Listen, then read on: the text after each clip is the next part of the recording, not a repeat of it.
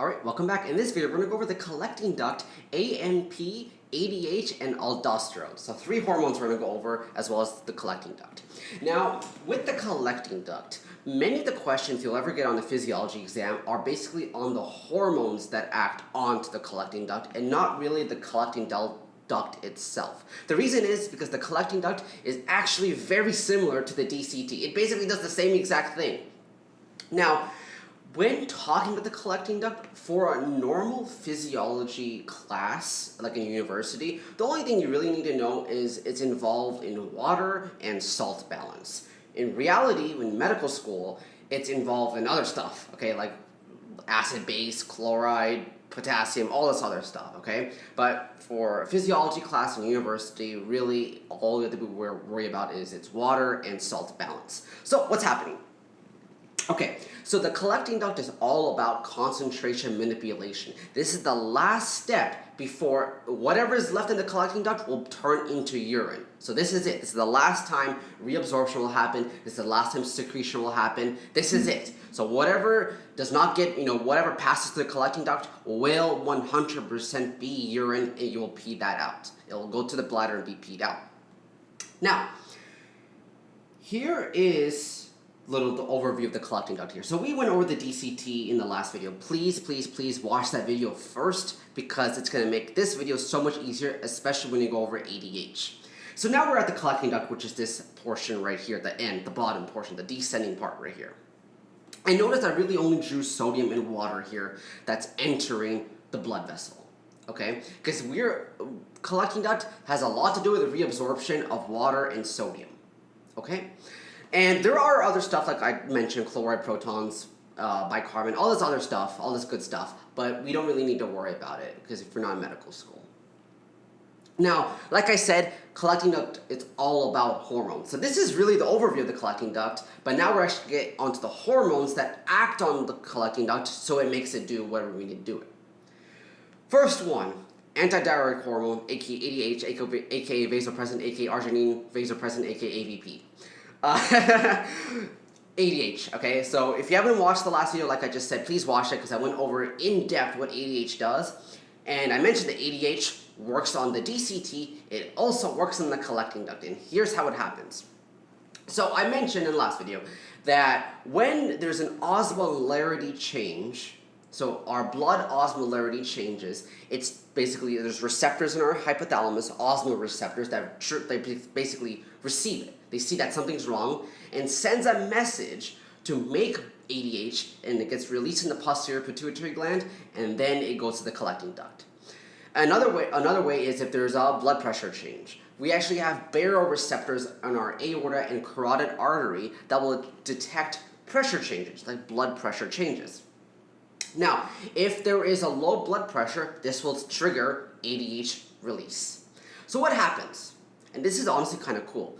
What happens is when ADH arrives to basically the collecting duct, it binds to those arginine receptors, it will manually insert aquaporins. And aquaporins are specialized water channels. Water cannot freely get out of the collecting duct and enter blood vessels. It's not possible. We need a specialized channel, and these channels are called aquaporins. Okay? So what ADH does is it comes along, binds to those arginine receptors on the collecting duct, and it makes aquaporins just basically magically appear. And now water is able to leave the collecting duct and enter our blood vessels. So here you have the aquaporins here, water that was in the collecting duct. This would be the stuff that we would pee out. It's leaving the collecting duct through the aquaporins and entering the blood vessel. And since when water enters the blood vessel, right, there's more fluid now in the blood vessel, which causes osmolarity changes and blood pressure to rise. That's basically ADH. Now, aldosterone.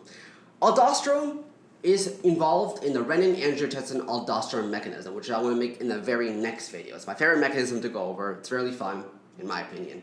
But yes, aldosterone is known as the salt-retaining hormone. Okay, so it really only directly, it only has to involve in sodium, but there's a lot of other stuff that also happens in regards to what happens with sodium, and let's go over slowly. So when is this triggered? Now, when there is an elevated, sorry, let's back up. When there is a drop in sodium in your blood vessels, or our blood vessels, when there's a drop of sodium or there is too much potassium, this will trigger aldosterone release. Okay? Also, if there is a low blood pressure in our blood vessels, this will also trigger release. Okay? And aldosterone is a steroid, and it's released in the adrenal cortex. Your adrenal gland releases aldosterone. So what happens when you get that little message saying, okay, we have low blood pressure, or we have too low sodium or too high potassium? Aldosterone gets secreted. Okay, it's gonna bind to something called mineralocorticoid receptors. It's special receptors for steroids, and it binds to these receptors on the collecting duct and the DCT. Not too important about the DCT, it's mainly about the collecting duct. Okay, now what happens? It makes sodium leave the collecting duct and enter the blood vessel. Okay? That's what it mainly does. That's what it directly does. As a consequence, chloride will also leave the collecting duct and join sodium in the blood vessels, because sodium and chloride always need to be together. They like to be together. It's like a romantic relationship. I don't know. Okay, so chloride and sodium almost always has to be together. So chloride naturally will follow sodium. Even though aldosterone has nothing to do with chloride, it's not doing it on directly, chloride bypass the properties is joining sodium. Also, water will also join sodium because of osmosis. Because now the blood vessels are more concentrated, and due to osmosis, water likes to move to more concentrated areas. Now, since the blood vessel is more concentrated with salt, sodium chloride, water wants to move into the blood vessel. So water will also leave through aquaporins. There are aquaporins. When I mentioned in ADH, we inputted aquaporins. There are still aquaporins there, just ADH puts more of them there. With aldosterone, there are aquaporins there. Okay, so water is able to leave, but not too much, right? But still able to leave. So water leaves and joins the blood vessel, okay?